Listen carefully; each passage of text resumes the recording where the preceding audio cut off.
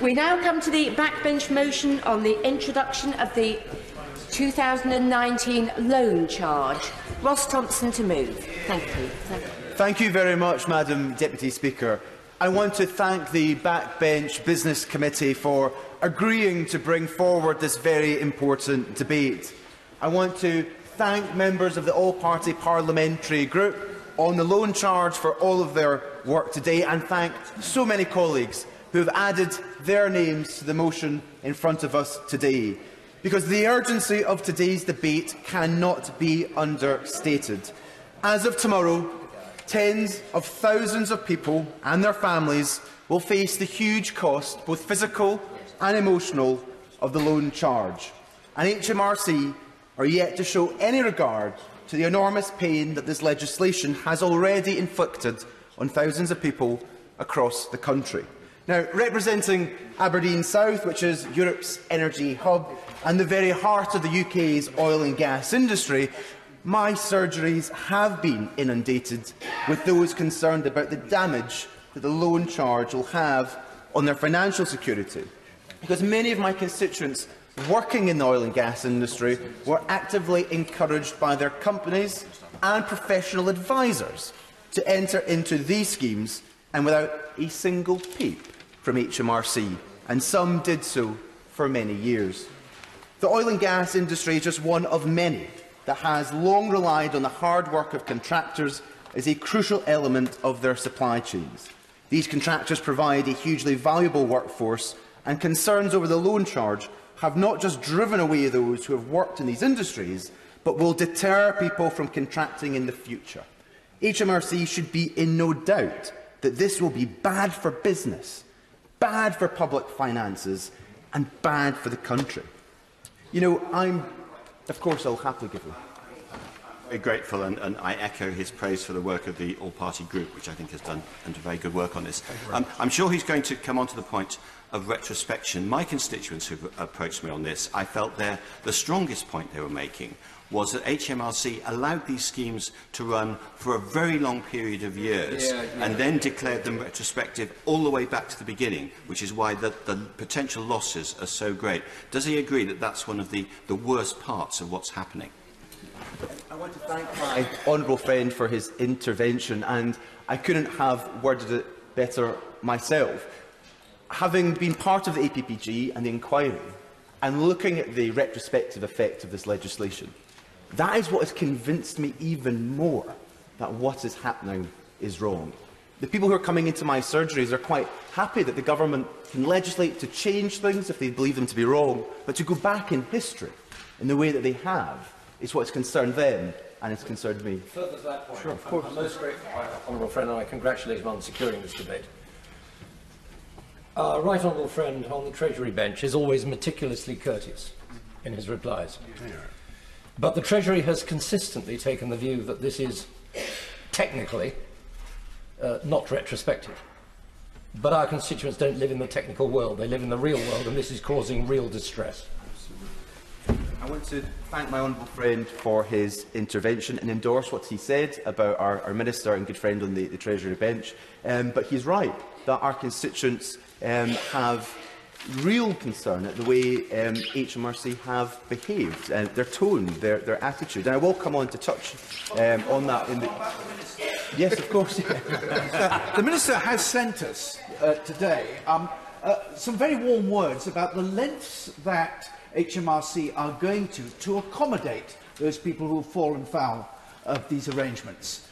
But today in the Times there is a report on tax inspectors actually putting pressure on people to pay up ahead of time, even beyond those that have been agreed. I want to thank my honourable friend for his intervention, and he's right. The APPG inquiry has taken a lot of evidence on this and the impact that this policy is going to have, and the behaviour of some, particularly from the government side, in making people feel like criminals, which has driven them to a place whereby it's breaking them mentally and emotionally, something that I'm glad it's been reported, and we need to continue to highlight it. Yes, happy to give you Honourable Member for having secured this important debate. Many of my Slough constituents have got in touch with me and met me personally, expressing distress and concern about the impact of the debt of the loan charge. Does the honourable member agree that, considering a recent inquiry by the APPG of loan charge, which he is a member of, that more than two-thirds fear their family relationships are breaking down, that the Minister must assure our constituents today that the HMRC will support them with manageable repayments whereby no one has to be made bankrupt, and that it's absolutely ridiculous that Her Majesty's Treasury have downgraded the promised review into the loan charge to a report as agreed by the House provisionally. His intervention, and I'm sure his constituents will be grateful to him for raising their concerns in the chamber. I will touch on some of my own constituents myself later on in my remarks, because this is genuinely causing huge concern, and I hope that those on the Treasury front bench are actually going to be listening to these very cases throughout the duration of the debate. I'll take one more intervention before I make a little bit more progress, but I'll take an intervention from my honourable friend. For giving way, and I congratulate him on securing this hugely important debate, which in normal times I think would be considered even more important than it's taken even more seriously than it is being today. Does he share my concern that some of the language used by HMRC just seems totally tone deaf? They say in the fact sheet, we've no desire to make things difficult for taxpayers and will always take a fair and even-handed approach to those who genuinely want to settle their affairs. That is the opposite of the experience of my constituents who come to see me, who, in good faith, on professional advice, are being now punished retrospectively and face utter ruin. To thank my honourable friend for his intervention. Again, I couldn't agree with him more, and he sums it up so well. And it's not just that HMRC being tone deaf. I've found throughout my own interactions between constituents and raising their issues that they've also been tenured. And I have to admit, I am deeply concerned at some of the tactics that have been employed and how it has made some ordinary, normal people feel. That's just not right at all. Could I make a little bit more progress? And absolutely, I'm keen to take in as many interventions as possible. Nobody should be in any doubt that the loan charge has left people living in genuine fear of losing their homes, of being unable to care for their families, and seeing the sum of their lives' work reduced to less than nothing. Madam Deputy Speaker, as we debate this matter, it should not be lost on us that many of those affected and their families are watching this chamber today. They will be watching this debate, and they will be listening to the response from the government very closely. But at this point, I would like to put on record that we do live in a time when our politics has a very heated climate, and that our politics is becoming more personal than we've ever seen it before. And we have seen some disturbing consequences for some of our colleagues in this House because of it. But I would like to be clear that I have found the Minister, Minister Stride, incredibly helpful, supportive, willing to listen to the concerns that I've brought and engaging. So I want to make sure that that is put on the record. Madam Deputy Speaker, this debate has been brought about as a result of the efforts from members across this House and the many campaigners fighting this injustice. The all-party parliamentary group on the loan charge recently launched its report after a long inquiry into the loan charge, and I would commend that report to members, because there are some very truly worrying, emotional and harrowing responses as part of that report. Yes, I'll be very. Some very good points, which I do have sympathy with, having met people in these situations. But we must also remember, every person using one of these schemes, if they'd have gone to hospital, would have expected not to wait any longer or any less than anybody else paying their taxes. These schemes were taken because people reduced the tax they would pay. Surely we have to remember all the other taxpayers who are paying their taxes and doing so in a legitimate way without this kind of professional advice. I thank my honourable friend for the point that he has raised. He talks about legitimate paying of taxes, and I will touch on this later in my speech. I know other members will. Those who entered into these schemes, whether that was those in oil and gas, whether it was those in social care or health, did so legitimately, did so because they were advised to do so, did so because their employers asked them to do so. Yes, sure. Absolutely. I'm very grateful to my friend for giving way. He's being very generous with his time. He's making some excellent points. And on that point in particular, something that struck me in the correspondence I've received from constituents is that they were often, very often, advised by accountants to enter into arrangements which would allow them to take home a large proportion of their income. They were told that it was not illegal, that it was totally above board, and that any tax liabilities would lie with the employer and not the employee. And isn't this part of the problem, that we're dealing with people who are behaving in good faith and yet feel they're now being penalised? Very true.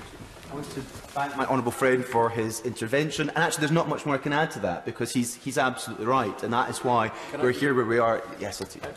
And does he agree with me that one of the problems with the situation some people find themselves in is because the matters that took place and the advice was given us so long ago, that the opportunity to seek redress from advisers who gave negligent advice may have gone, because those advisers may now be out of business or otherwise unavailable for litigation?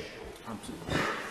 Again, thank you to my honourable friend for his intervention, and I would echo that point. He's absolutely right that many of those who gave advice have seemed to have disappeared into nowhere. I'll take from the other side. Yes, I'm quite happy to take your intervention.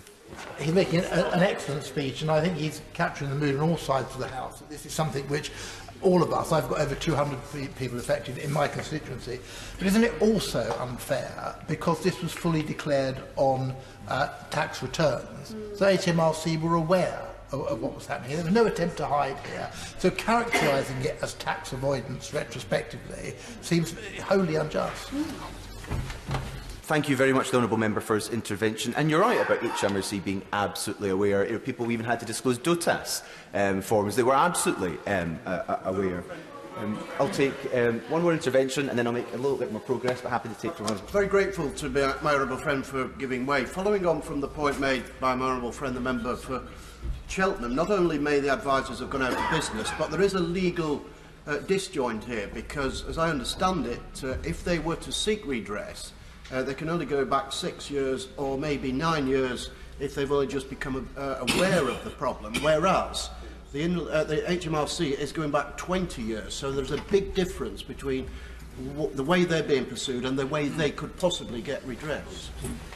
I'm grateful to my honourable friend for his intervention, and he's right. I don't know if you saw in today's Financial Times a really good article about this particular point of the effects of retrospection and how, in doing so, we're actually breaking some of the safeguards that have been in place for taxpayers, those legal safeguards, to ensure that they have continuity in dealing with their tax affairs. If I could make just a little bit more progress, but then I'll make sure that I do take more interventions. I was talking about the all-party parliamentary group, the report which has been launched. Of the 1,768 responses received by the APPG, nearly one-third have received no information whatsoever from HMRC about the loan charge. Now, this flies directly in the face of HMRC's repeated claims that people have been given 3 years' notice of the impending changes to legislation. And a similar number of respondents also believe that they have no possible means of settling their case with HMRC. The government leaves them facing bankruptcy, a future facing more than of those affected. I receive new stories from constituents every day, detailing the pain that they and their families are enduring with the threat of the loan charge hanging over them. That is why I'll happily take an intervention, and then I'll take from my friend behind me. His words about the Minister, who's always been assiduous and diligent in all his dealings with me on this matter, and I congratulate him on his work in leading the APPG's inquiry. But does he think that the time has not come for HMRC to actually acknowledge that we must now have an independent inquiry into this issue, led by an experienced tax judge? Thank you for your intervention. I wholeheartedly agree, and that's what's in the motion today, because I think that is the best way forward to give certainty to our constituents. I'll take one more intervention, then I must make progress. Thank you. I'm very grateful. 170 of my constituents in Hendon have been affected by the charge, and many actually went into this scheme in good faith. And just 2 weeks ago, at one of my surgeries, a constituent came to see me, and she'd been sent a bill for £91,000 by the HMRC. But when she challenged that, they revised it down to £41,000. There seems to be some discrepancy between these amounts and the discretion of the HNRC to actually withdraw their request for these monies. Absolutely. That's a very good point that my honourable friend makes, and actually is part of the evidence that we've gathered from the inquiry. Actually, and it is deeply concerning that a lot of the sums received by our constituents have been miscalculated by HMRC, and that needs to be addressed. Now, as I was saying, I have heard I will make some progress, but I will take some more interventions before I finish. I do receive stories from constituents every day detailing the pain that they and their families are enduring with the threat of the loan charge hanging over them, which is why we are here today, because it's about real people, real lives, and not just lines on a spreadsheet. And I will share with you what one of my constituents recently wrote to me, where they said, "The loan charge has very likely cost me my marriage, and I stand to lose everything. I cannot believe that this is happening." This story is far from an isolated case, and I'm sure that members across the House have had similar stories from their constituents, because the loan charge is breaking apart families before us. Yet HMRC have remained both intransigent and tenured. So today, Madam Deputy Speaker, we are calling for and actually something which I believe is a very simple request, that the Government place the loan charge on hold to investigate the true impact that its changes will bring to countless families across the country. And I have heard from colleagues who believe that those involved in such schemes were somehow devious people, that they were mega wealthy people. But what I tell them is that I have had constituents who, and one of them in particular, who recently came to see me, who, at the end of a career working in health and in social care, attended one of my surgeries to tell me that of the guilt that he felt towards his family, who he felt that he had let down. Yeah, absolutely. I'm extremely grateful to her for giving way. And you'll be aware, of course, when we took evidence as the all-party group, we actually had a family whose father had committed suicide. And indeed, I received this email from a constituent of mine, and if I can indulge the House, he writes, "I find all this massively worryingly and stressful, and I try not to discuss with my wife, otherwise she would feel the same. At times I have considered suicide, but realise that that will not help no one and impact my family most." It's having a terrible effect on people's mental health, isn't it? Just before the honourable gentleman replies, I do want to point out that there are a lot of speakers this afternoon, and I'm sure that the honourable gentleman will bear that in mind in finishing his speech. Thank you very much. Thank you very much for your intervention. And again, I couldn't agree more. We've all heard some harrowing testimony in our constituencies. My constituent talked about the stress and anxiety that keeps him awake at night and the fears for his family's future. He cannot escape the fear brought about from a crippling demand from HMRC that will leave him unable to even keep a roof over his family's head. He went on to say that the loan charge has removed all joy from his life, leaving him unable to concentrate on everyday tasks or even enjoy the time with his wife and young children. This Government's record on mental health is something I know that those of us on these benches are proud of. However, we do jeopardise his hard work if we continue a cold approach to people in our communities facing this charge. Sorry, I will continue to make progress. Thank you. This story is far from unique. More stories emerge every day from people who fear the breakup of their families and futures devoid of opportunities as they face lifelong payments to cover HMRC demands. Another constituent wrote to me recently about his long work in oil and gas and how he has experienced the highs and lows of the industry for decades. But HMRC are now, he told me, demanding nearly £200,000 dating back to 2 decades. And he went on to say, "I am 59 in July this year. I have no assets. I will have 5 or 6 years of working life left, assuming that I get to work. Even if I am lucky enough to secure a job for that period, trying to pay that amount of money really is mission impossible." My apologies, I will make progress so others can speak in this debate. My constituent is facing financial ruin at the end of his long career in the oil and gas industry that has seen him work hard during boom and bust.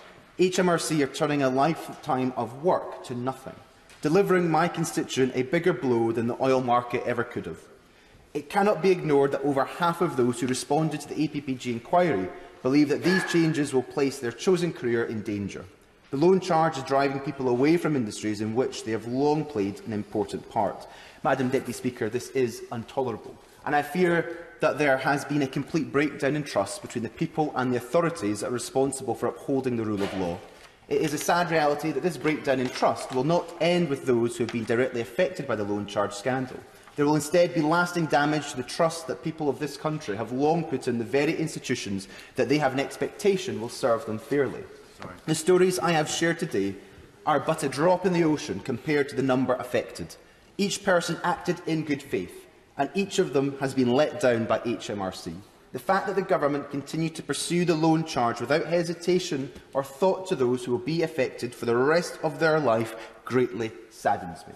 Many of the people who now find themselves facing retrospective charges were simply acting on the professional advice of employers and advisers at the time.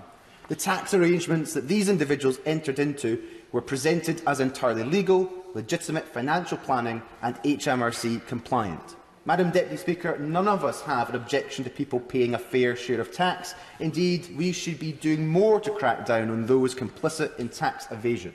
However, that is not the case here. HMRC are seeking to claw back tax, breaking legal safeguards to ensure fairness, such as these safeguards have time limits around them, and it was in evidence to the Treasury Subcommittee that the President of the Chartered Institute of Taxation, Ray McCann, said, in reality, the retrospective effect actually displaces all the protections that taxpayers are given by Parliament in terms of getting certainty for their affairs. The behaviour of HMRC to date has greatly concerned me, and I know that other colleagues will elaborate on this further in the debate. Simply, HMRC has demonstrated that it is willing to pursue individuals for settlements, driving them into bankruptcy, breaking families apart and destroying the hope of financial security in old age. HMRC have blatantly gone after the softest targets, individuals who have the least to defend themselves, while largely ignoring those who are most culpable in proliferating these schemes. Members will be aware that a number of people have now taken their lives as a direct consequence of being unfairly pursued by HMRC. And as part of the APPG inquiry, we heard the most harrowing, powerful and emotive evidence I have ever heard. The Government has been made aware of the risk that we will only see more cases of this nature. Yet they have continued to refuse to halt settlements. The Government has the power to do something about this. It has the ability to ease the suffering, pain and the distress felt by so many.